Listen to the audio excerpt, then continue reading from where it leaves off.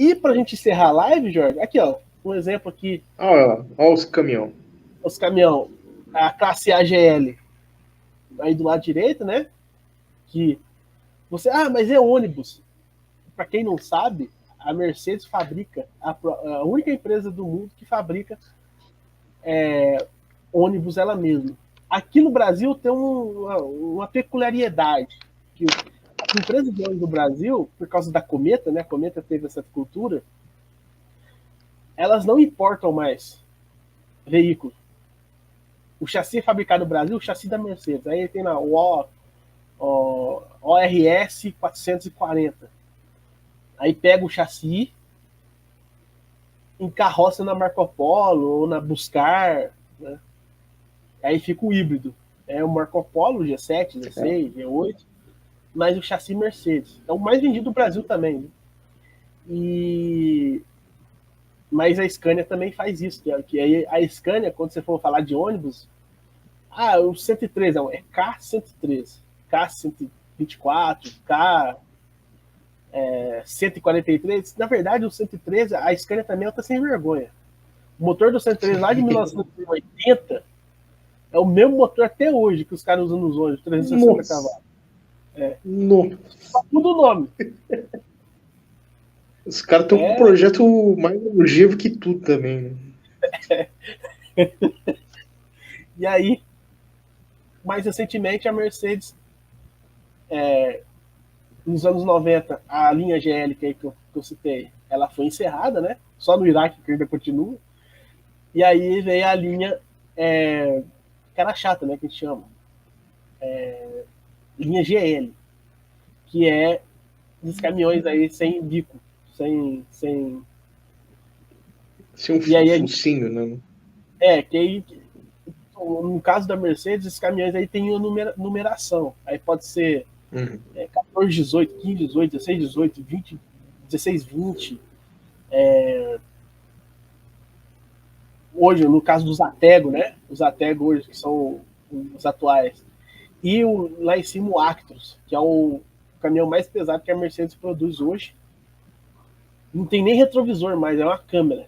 Tanto sensor que tem. E é bom esse caminhão, esse recente dela? Então, pior que o desgramado é bom. Só que aí eu vou fazer uma crítica a todas as marcas. Inclusive, desculpa, Ivete, mas eu vou fazer também. Meu Deus. Muito. Esses caminhões de hoje em dia tem mais sensor que o Classe A lá. Nossa. Pra dar pau. Realmente é 2 minutos, né? Outro dia eu tava vendo um colega antigo bateu o caminhão, ele tinha um desses, nem é Mercedes, é a Scania, novo. O caminhão bateu, cara, tipo assim, não estragou muito. Seguro deu PT no caminhão. Nossa. Só por causa dos sensores. Só por causa dos sensores. Diz que pra trocar um para-choque hoje de um caminhão desse é 20k. Não, realmente... É o mesmo problema quando a gente fez o review lá das picape. A Ranger seria a minha escolha, mas eu estaria sabe, não ia passar nenhum passarinho, porque é mais sensor que sei lá, que a Apollo 11 lá.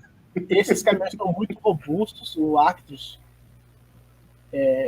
com motorização de até 520 cavalos. Caramba. Então são caminhões muito robustos, muito confortáveis. Aí todos eles, Mercedes, Iveco, Scania, Volvo,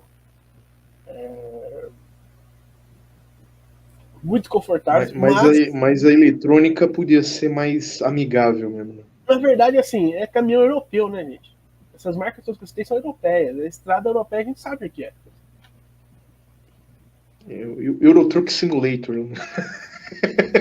Né?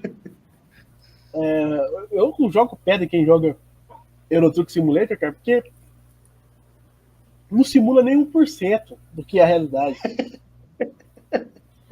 Pega lá uma carreta cheia de adubo e vai entregar na roça pra você ver se o sensor aguenta. Faz isso uma semana.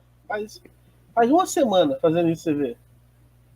Já vai começar o painel do caminhão. Viu um cara que faz isso? O painel, ele tem um desses actos aí. O painel do caminhão dele parece uma árvore de Natal, tudo aceso. Nossa. Mas esse deve ser um pesadelo mesmo, hein? Pelo amor de Deus. Aí qual que é a tática dele? Ele vai, até que chega um ponto que o sensor tá tão estragado que o caminhão não consegue identificar mais nada e o caminhão trava sozinho. Nossa. Entre stand-by. Puta, aí ferrou mesmo. Tem que ser uma pessoa da própria fábrica, que tem um equipamento, um computador, tem que vir, passa a máquina, reseta o sistema do caminhão, aí troca o sensor que tem que trocar, e aí começa de novo. Não é fácil, não, e tudo piora se você tiver dentro de um MAN, aí acabou mesmo. O MAN ainda fabrica aqui, né? Se você tiver dentro de um cargo, se você tiver dentro de um Sinotruck, se você tiver dentro de um DAF, vou falar uma coisa pra você. Sei que comprou esse caminhão aí porque você achou barato. Eu sinto muito. Mas vai tudo de lasco em breve. É igual carro elétrico. A Volks, inclusive, é verdade. A Volks tem caminhão elétrico, você sabe, né? O Delivery. Tem os da Ambev lá. Eu conheço o cara da Ambev que entregou esse dia pra ter uma bebida um conhecido meu. O cara pegou e falou assim: o caminhão estragou outro dia. Aí pra trocar a bateria do caminhão custou 80 mil reais. O caminhão custa 120. Nossa. Puta. Vai de elétrico aí, pessoal. É o futuro. Desde 1905 é o futuro, o elétrico. E aí, o nosso último tópico sobre a Mercedes é a Mercedes nas pistas. Lembrando que a história da Mercedes nas pistas não é muito grande, porque a Mercedes ela saiu. Teve um hiato de 40 anos. Teve um hiato de 40 anos. Esteve no pré-guerra, né, com a direita ali, que a gente vê, que realmente eram motores monstruosos, né, sempre foi motor monstruoso. Teve um incidente Le Mans lá, né, em 55, que encerrou completamente de uma hora para outra. Acabou, né, acabou o programa de corrida. E era um bom programa de corrida, Fábio, porque até as soluções que a Mercedes adotou, as categorias adotaram. Por exemplo, a comunicação em bandeiras, né, foi criada pelo Alfred Neubauer, que era o Toto Wolff da época da Mercedes nos anos 30, né? Então esse cara criou isso e a categoria inteira criou, né, essa comunicação por bandeiras. O jeito de estruturar uma equipe também, desde pré-guerra, a Mercedes era super organizada, né? Então era uma coisa assim, organização é o ponto máximo da Mercedes. Aí, claro, quando voltou, eles voltaram meio com o pé na porta, né? Com o Saubers C12, né? C9 esse aí da foto. C9. Aí o Sauber, ele foi uma parceria com o Peter Sauber, inclusive projeto vitorioso, ganhar Le Mans, né? Eu gostava do preto, do Sauber, o Courus. Sim. Courus era bonito também. Mas quem estreou nesse carro aí no C9 foi o Schumacher. Exatamente, Michael Schumacher. Primeiro carro de ponta dele. Uma curiosidade Mercedes, aqui, ó, pra vocês verem aqui, ó, no lado inferior esquerdo aqui, ó, embaixo no lado esquerdo, tá o Evo 2 ali, que é da Sonax, inclusive, né, que eu falei pro Jorge. E todos esses aí é tudo da 211, o resto. Exatamente. Tirando o CLK GTR aí, o resto exatamente. E o outro dos anos 70 é tudo a mesma classe. Tudo a mesma coisa. Só o diferentão ali é o CLK. Eu não vi aqui no Brasil, quando teve o ITCC lá, eu vi o Mercedes lá, aquele classe C quadradão ali. Carro impressionante, bonito pra caramba. Ele veio nessa configuração D2 e uma preta. E quem guiava ele, se eu não me engano, era o Bernd Schneider.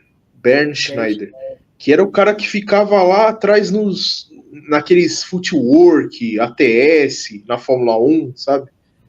Ele ficava lá atrás. No momento, a Mercedes fez parceria com a Sauber, parceria que durou até 1990, com a Sauber do Endurance. Depois, ela se retirou quando o grupo C acabou.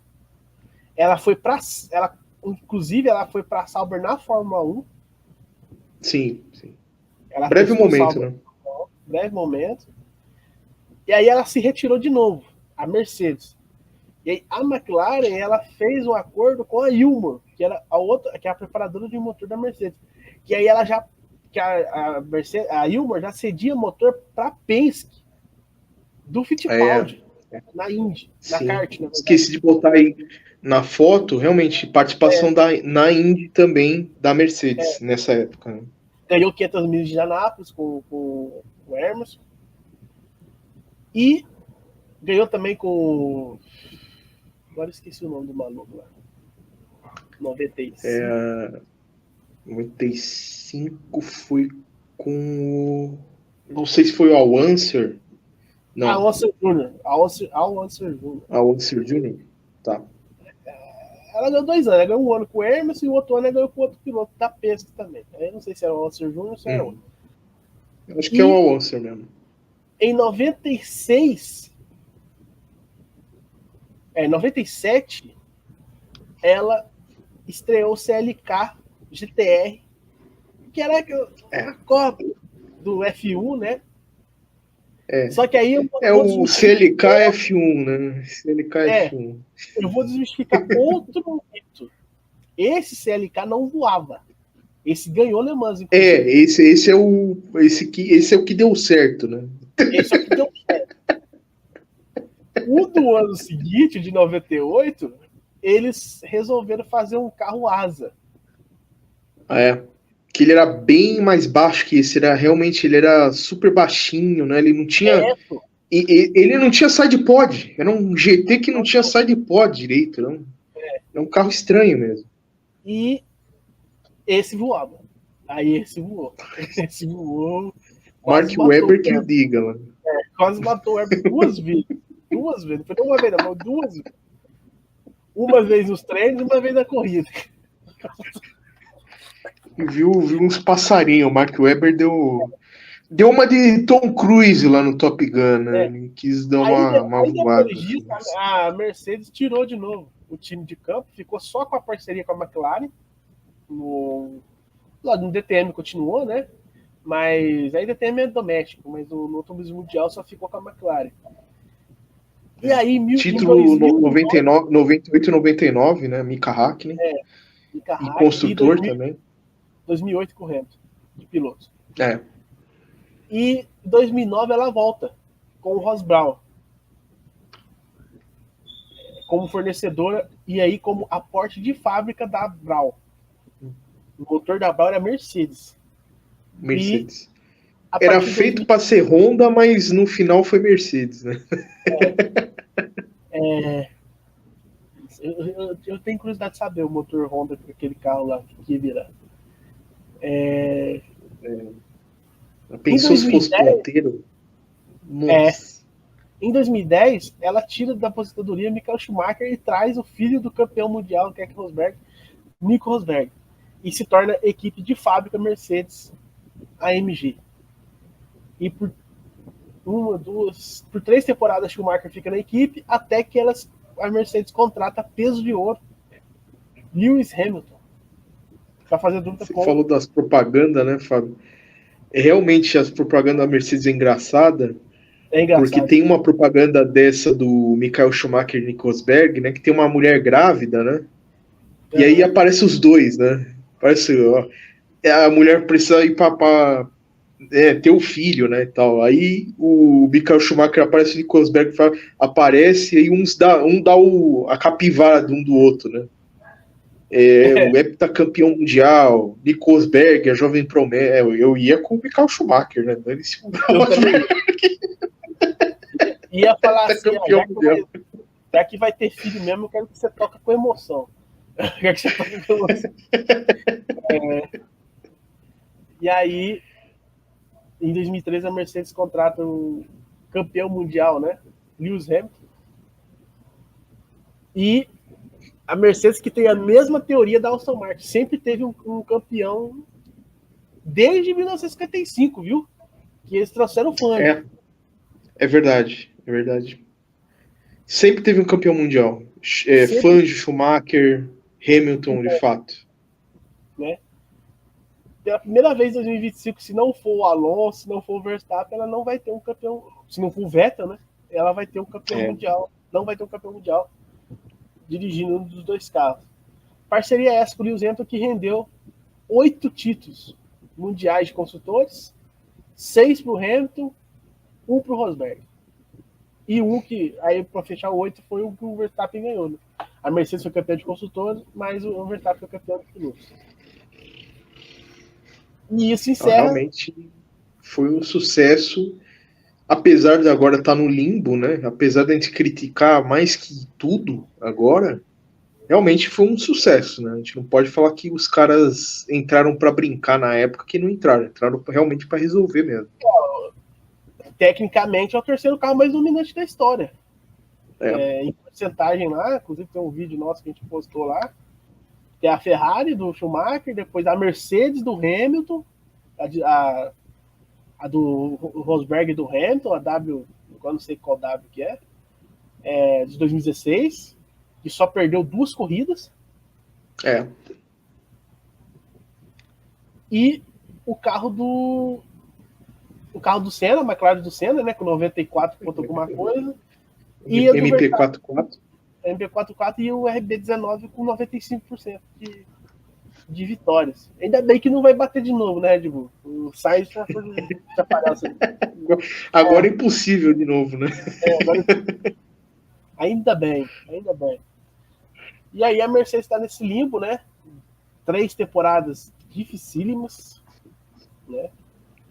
2022, 2023 e 2024, porque, gente, esquece da Mercedes. Esquece. Não, pode esquecer. Pode esquecer mesmo que... Só 2026 mesmo. Pode ser que alguma coisa mude. Se eu fosse a Mercedes, eu alocava token, recursos, tudo pro carro 2026. Eu esqueci esses 2 também.